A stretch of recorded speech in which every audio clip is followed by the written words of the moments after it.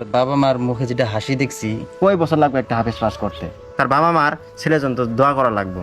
ইন্নাল্লাযীনা ক্বালু রাব্বুনাল্লাহু সুম্মা ইসতাকামু তাতানাসসালু আলাইহিমুল মালাঈকাতু আল্লা তাখাফু।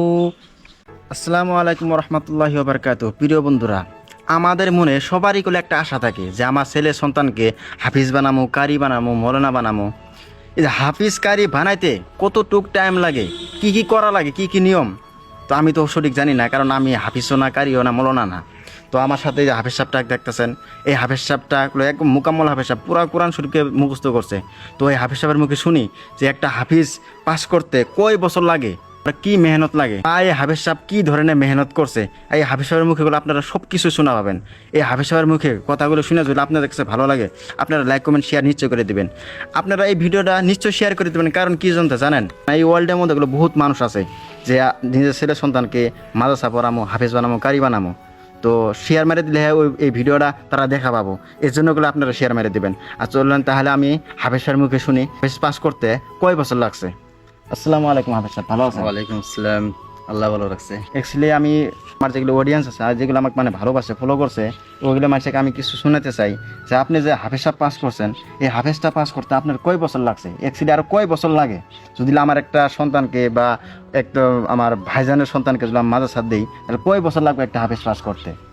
Actually main কথা হচ্ছে কি যে আমারটা কই অন্য সাথীরা যেরকম পড়ছে ওটা বেলেগ, কিন্তু আমি যেভাবে পড়ছি বা আমি যতটুকু মেহনত করছি অতটুকু ফল পাইছি।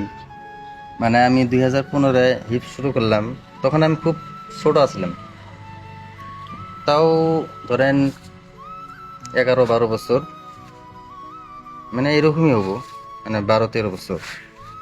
আমি 2015-এ হিফস শুরু করলাম, মুখস্থ করা শুরু করলাম আর কি, কোরআন শরীফে মুখস্থ করা শুরু করছি। ওই টাইম থেকে নিয়ে আমার 2019-এ কোরআন মুখস্থ করা শেষ হয়ে গেল। তখন একটা খুব মনে একটা ফুর্তি ছিল আমার, আর বাবা মার দোয়া ছিল। কারণ দেখেন, একটা ছেলে যখন মাদ্রাসাতে যায়, মেন কুরবানি হচ্ছে বাবা মার। পিতামাতা যদি কুরবানি না করে, ছেলে সন্তান মাদ্রাসা থাকা খুব মুশকিল হয়। যখন বাড়িতে আইছি আমি, তখন আর মার সাথে যাবার চাইনি, যে মা আছে যেমন আমি করবো না, খুব কষ্ট, খাওয়া দাওয়ার কষ্ট, রাইতে ক্লাস হয়, ঘুমানোর কষ্ট, ওরকম একটা আমার জন্য মুশকিল হয়েছে, ওরকম একটা মন ধারণা আছে। মা আছে জামনার, ওরকম করে করে পিতা মাতায় অল্প তাকিদ দিছে, হাফিজ বানাবো একটা আশা পিতামাতার, এবং কি পিতামাতার দোয়া, উস্তাদের দোয়া। তারপরে 2019-এ আমার হাফিজটা ক্লিয়ার হয়। তো তখন আমি এরকম খুশি হয়েছি, আর বাবা মার মুখে যেটা হাসি দেখছি, ওই হাসিতে আমি খুব একটা শান্তি পেয়েছি মনের মধ্যে। ওই হিসেবেই আপনারা যারা আপনাদের নিজের ছেলে বা ভাই বেরাদেরকে হাফিজ বানাতে চান, বা মৌলানা বা যে কোনো ইসলামিক শিক্ষা, ওই হিসেবে আপনাদেরকে একটা অনুরোধ যে আপনাদের সর্বপ্রথম আপনাদের কুরবানি করতে লাগবে।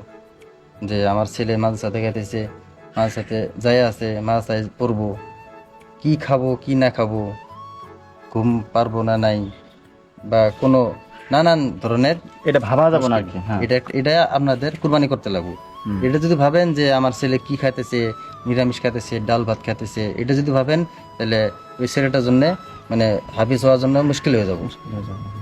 তারপরে একটা নিজের জানা থাকা লাগবো যে আমি মাদ্রাসা পড়তে এসেছি, আমার একটা টার্গেট যে আমি হাফিজ হমই, এর দিকে খুব মেহনত করা লাগবো।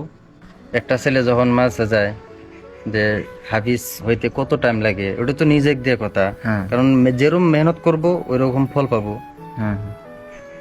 কিন্তু আমার সময় লাগছে 3.5 বছর আমার হাফিজটা ক্লিয়ার হয়েছে। তারপরে আমি মৌলানা 3 বছর পড়ছি, বর্তমান স্কুলে পড়ে আছি, মেট্রিক পাস করে আবার মৌলানা পড়তে যাবার চাইছি। আপনারা দোয়া করবেন কাজ করে, যাতে আমি আমার যতটুকু নেক আশা যাতে আল্লাহ পূরণ করে, আর আপনাদের ছেলেদেরকে ভালোভাবে উচ্চ শিক্ষায় শিক্ষিত বানায়। আল্লাহ আপনাদের নেক আশাকে পূরণ করুক। বুঝলাম। আর একটা কথা, যে যাই যেখান থেকে এই ভিডিওটা দেখতেছেন, খাস করে যারা মাদ্রাসায় পড়েন, তালবে ইলম, হাফিজি পড়েন বা মৌলানা ক্লাস বা কোনো ইসলামিক শিক্ষা, আপনারা খাস করে মেহনত করবেন ভালো করে। কোনো বাজু ধান্দা, খারাপ ধান্দা বা ঘন ঘন বাড়িতে আসা, এই অভ্যাসটা ছেড়ে দেওয়া লাগবো। কারণ যতটুকু মেহনত করবেন অতটুকু ফল পাবেন। কারণ হাফিজি পড়া একটা মানুষের জন্য, হাফিজ হওয়াটা খুব কঠিন ব্যাপার যদি ওই মেহনত না করে। মেহনত করলে হে ওর হাফিজটা মোকামল হবো। আর হাফিজ পড়ে যে আমি হাফিজ হইলাম, কোরআন ছেড়ে দিলাম, এটা করলে কিন্তু একদম সর্বনাশ।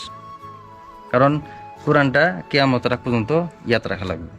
কারণ আর কোরআনটা তেলাওয়াত না করলে ওটা ইয়াদ রাখা খুব মুশকিল হয়। বন্ধুরা, আপনারা শুনলেন একটা হাফেজ একটা মোল্লা পাস করতে কত মেহনত লাগে, বাপ মায়ের যে কত দোয়া লাগে। বাপ মায়ের দোয়া ছাড়া করলে হবো না। আর ছেলে সন্তান মাদ্রাসাত পড়বো, তার বাবা মা গুলো 5 ওয়াক্ত নামাজ পড়া লাগবো, তার ছেলে সন্তানের জন্য দোয়া করা লাগবো। আমার ছেলেকে আল্লাহ তুমি হাফিজ পাস করো বা মোল্লা পাস করো। যার যার ছেলে সন্তানকে মাদ্রাসা দিচ্ছেন, তো 5 ওয়াক্ত নামাজ পড়ে আপনারা দোয়া করবেন যে আল্লাহ আমার সন্তানকে হাফিজ বানাও, আল্লাহ আমার সন্তানকে মোল্লা বানাও। তো আপনাদের কাছে সবারই অনুরোধ, আপনারা এই ভিডিওটা শেয়ার মেরে দেবেন। আর সবারই বাবা মাকে এই ভিডিও দেখানোর জন্য সুযোগ করে দিবেন, এই ভিডিওটা শেয়ার করে সেরে। তাহলে এই ভিডিওটা দেখে যে হাফেজ সাহেবটাগুলো বহুত কিছু বললো, যে হাফেজ পাস করা গেলে, একটা মোল্লা পাস করা গেলে তার বাবা মার ছেলের জন্য তো দোয়া করা লাগবে। তো আপনাদেরকে অনুরোধ, বাপ মায়েরও কুরবানি করা লাগে। কুরবানি মানে ওই কুরবানি নেই, ছেলের সন্তানকে একবারে ছেড়ে দেওয়া লাগবো একটা হাফেজ মোল্লা বানাবার গেলে অন্তরে। তো আপনার কাছে অনুরোধ, আপনারা এই ভিডিওটা শেয়ার মেরে দেবেন আর সবাইকে দেখানোর সুযোগ করে দেবেন। এই হাফেজ সাহেব যেহেতু হাফেজ সাহেব পাস করে আছে, তো হাফেজ সাহেবের কুলে অল কুরআনি মুখস্থ আছে। তো এই হাফেজ সাহেবের মুখে আমরা একটা সূরা তেলাওয়াত শুনতে চাই। তো হাফেজ সাহেব একটা আমার অডিয়েন্সকে একটা কোরআন তেলাওয়াত করে মানে শোনাই দেন। أعوذ بالله من الشيطان الرجيم. بسم الله الرحمن الرحيم. وقال الذين كفروا ربنا أرنا الذين